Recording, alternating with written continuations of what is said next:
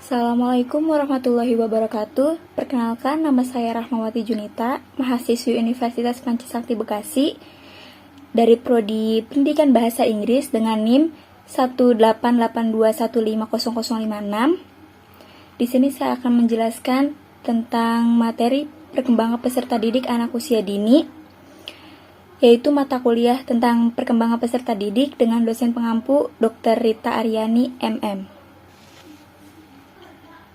Baiklah, materi yang pertama yaitu pengertian perkembangan peserta didik. Perkembangan adalah suatu perubahan yang bersifat kualitatif, yaitu berfungsi tidaknya organ-organ tubuh.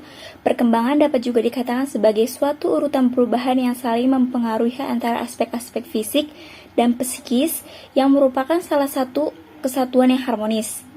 Perkembangan anak melalui proses belajar, anak akan mampu mempelajari hal-hal yang baru. Perkembangan akan tercapai karena adanya proses belajar, sehingga anak memperoleh pengalaman baru dan menimbulkan perilaku yang baru pula. Menurut Robert Harvey Kurtz, perkembangan pada anak dipengaruhi oleh faktor penting yaitu lingkungan. Robert berfokus pada tempat di mana anak tumbuh dan meliputi keadaan dalam lingkungan tersebut. Robert mengatakan pada anak, tugas perkembangan hanya dipelajari satu kali seperti berjalan, berlari, menyebut nama, dan lain-lain. Hal ini tak luput dari peran orang tua juga. Dalam masa perkembangan, anak diharapkan dapat menguasai kemampuan dalam belajar keterampilan fisik dan pengembangan sikap yang menyeluruh terhadap anak sebagai individu yang sedang berkembang. Pada masa ini, anak dituntut untuk dapat mengenal dan dapat memelihara kepentingan dan kesejahteraan dirinya, dapat memelihara kesehatan dan keselamatan diri, menyayangi diri, senang berolahraga serta berekreasi untuk menjaga kesehatan dirinya. Belajar berkawan dengan teman sebaya. Pada masa ini, anak dituntut untuk mampu bergaul, bekerja sama, dan membina hubungan baik dengan teman sebaya, saling menolong dan membentuk kepribadian sosial. Pengembangan konsep-konsep yang diperlukan dalam kehidupan sehari-hari agar dapat menyesuaikan diri dan berperilaku sesuai dengan tuntutan dari lingkungannya. Pengembangan moral, nilai, dan hati nurani juga penting, di mana anak dituntut untuk mampu menghargai perbuatan yang sesuai moral dan dapat melakukan kontrol terhadap perilakunya. Adapun aspek-aspek perkembangan anak yaitu yang pertama, perkembangan motorik. Seiring dengan perkembangan fisik yang beranjak matang, perkembangan motorik pada anak sudah dapat terkoordinasi dengan baik. Setiap gerakannya sudah selaras dengan kebutuhan dan minatnya. Masa ini ditandai dengan adanya kelebihan gerak atau aktivitas dengan kebutuhan dan minatnya. Masa ini dengan tandaan kelebihan gerak atau aktivitas, anak cenderung menunjukkan gerakan motorik yang cukup gesit dan lincah. Oleh karena itu, usia ini merupakan masa ideal untuk belajar keterampilan yang berkaitan dengan motorik seperti menulis, menggambar, melukis, berenang, main bola, atau atletik, dan lain-lain.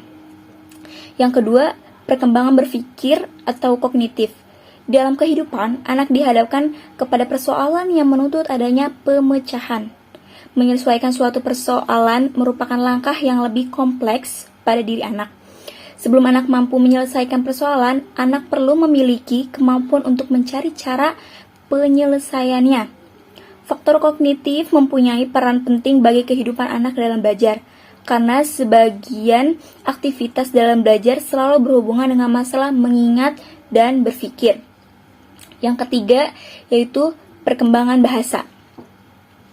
Bahasa merupakan sarana berkomunikasi. Seseorang dapat menyatakan perasaan dan pikiran dalam bentuk tulisan, lisan, isyarat, atau gerak. Pada usia 1 tahun, selaput otak untuk pendengaran membentuk kata-kata. Pada usia 2 tahun, anak sudah banyak mendengar kosakata yang luas. Bahasa anak mulai menjadi bahasa orang dewasa saat mencapai usia 3 tahun. Pada usia 4-6 tahun, kemampuan bahasa anak akan berkembang sejalan dengan rasa ingin tahu serta sikap antusias yang tinggi. Sehingga timbul banyak pertanyaan dari anak dan dengan kemampuan bahasanya. 4. Perkembangan sosial. Sejak kecil, anak telah belajar cara berperilaku sosial sesuai dengan harapan orang-orang yang paling dekat dengannya, yaitu dengan ibu, ayah, saudara, atau anggota keluarga lainnya. apa yang telah dipelajari anak dari lingkungan keluarga turut mempengaruhi pembentukan perilaku sosialnya. Ada 4 faktor yang berpengaruh pada kemampuan anak bersosialisasi, yaitu ada 3, yaitu adanya minat dan motivasi untuk bergaul, adanya bimbingan dan pelajaran dari orang lain yang biasa menjadi model bagi anak atau bisa disebut dengan orang tua, adanya kemampuan berkomunikasi yang baik yang dimiliki anak. Yang kelima, atau yang terakhir, yaitu perkembangan emosi. Emosi merupakan suatu keadaan atau perasaan yang bergejolak dalam diri seseorang yang disadari dan diungkapkan melalui wajah atau tindakan yang berfungsi sebagai inner adjustment atau penyesuaian penyesuaian dari dalam terhadap lingkungan untuk mencapai kesejahteraan dan keselamatan. Kemampuan untuk bereaksi secara emosional sudah ada sejak bayi dilahirkan. Gejala pertama perilaku emosional dapat dilihat dari keterangsangan umum terhadap suatu stimulasi yang kuat. Misalnya, bayi bila mulai merasa senang, maka ia akan menghentakkan kakinya. Sebaliknya, apabila ia tidak senang, maka bayi akan bereaksi dengan cara menangis. Dengan meningkatnya usia anak, reaksi emosional anak mulai kurang menyebar dan dapat lebih dibedakan. Misalnya, anak menunjukkan reaksi ketidaksenangan hanya dengan menjerit dan menangis. Kemudian, reaksi mereka berkembang menjadi perlawanan, melempar benda, mengenjangkan tubuh, lari menghindar, bersembunyi, dan mengeluarkan kata-kata. Dengan bertambah usia, reaksi emosional yang berwujud kata-kata semakin meningkat, sedangkan reaksi gerakan otot mulai berkurang. Selanjutnya yaitu pengertian anak usia dini. Batasan yang dipergunakan oleh the National Association for the Education of Young Children atau NAAYC dan para ahli pada umumnya adalah early childhood. Anak masa awal adalah anak yang sejak lahir sampai dengan usia 8 tahun. Jadi dari mulai anak itu lahir hingga mencapai umur 6 tahun, ia akan dikategorikan sebagai anak usia dini. Beberapa orang menyebut fase atau masa ini sebagai golden age, karena masa ini sangat menentukan seperti apa mereka kelak jika dewasa, baik dari segi fisik, mental, maupun kecerdasan. Sedangkan hakikat anak usia dini adalah individu yang unik di mana ia memiliki pola pertumbuhan atau perkembangan dalam aspek fisik, kognitif, sosio-emosional, kreativitas, bahasa, dan komunikasi yang khusus yang sesuai dengan tahapan yang sedang dilalui oleh anak tersebut. Dari berbagai definisi, peneliti menyimpulkan bahwa anak usia dini adalah anak yang berusia 0 sampai dengan 8 tahun yang sedang dalam tahap pertumbuhan dan perkembangan, baik secara fisik maupun mental.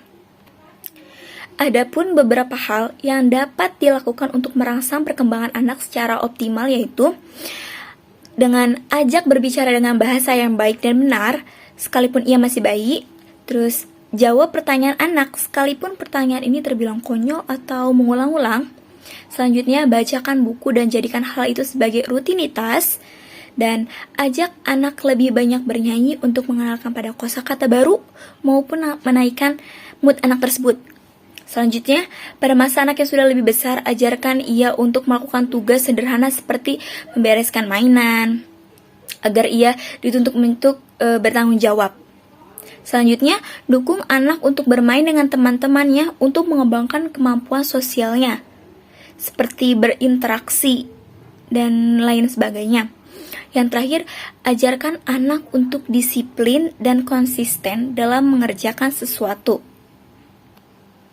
Baik, dapat kita simpulkan bahwa perkembangan anak usia dini adalah kemajuan yang dialami anak secara menyeluruh, mulai dari segi fisik hingga sosio-emosional anak. Usia dini adalah masa kritis bagi anak karena di periode inilah otak anak berkembang dengan sangat pesat dan masih bisa berubah sesuai bentukan orang tua hingga faktor lingkungan. Perkembangan anak juga merupakan urutan dalam perubahan fisik, emosional, pikiran, dan linguistik pada anak yang terjadi sejak ia kecil, lahir hingga awal masa pendewasaan nanti. Banyak faktor yang mempengaruhi perkembangan anak, salah satunya adalah faktor genetik yang diturunkan oleh orang tua mereka dan faktor lingkungan yang ada di sekitarnya. Dan dengan mempelajari perkembangan pada anak usia dini dapat membantu memahami pertumbuhan pada anak tersebut. Melalui psikologi dengan mempelajari perkembangan peserta didik ini membuat kita mendapatkan wawasan serta pemahaman perjalanan hidup anak dari masa bayi, balita, remaja, dan dewasa.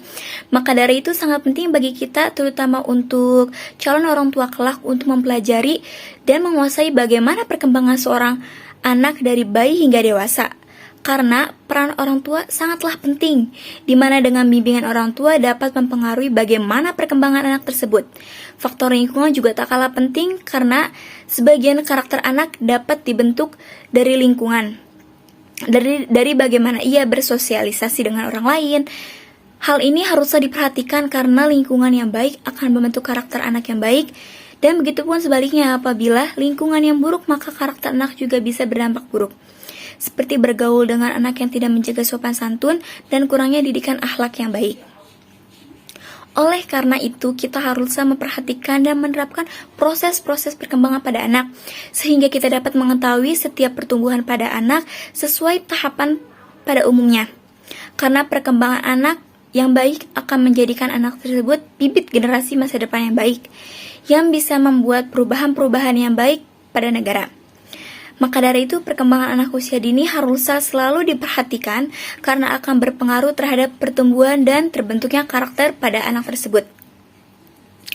Mungkin cukup sekianlah penjelasan saya mengenai perkembangan peserta didik dari perkembangan peserta didik anak usia dini. Apabila penjelasan saya kurang dimengerti, mohon dimaafkan. Mungkin cukup sekian dari saya, kurang lebihnya mohon maaf. Wassalamualaikum warahmatullahi wabarakatuh.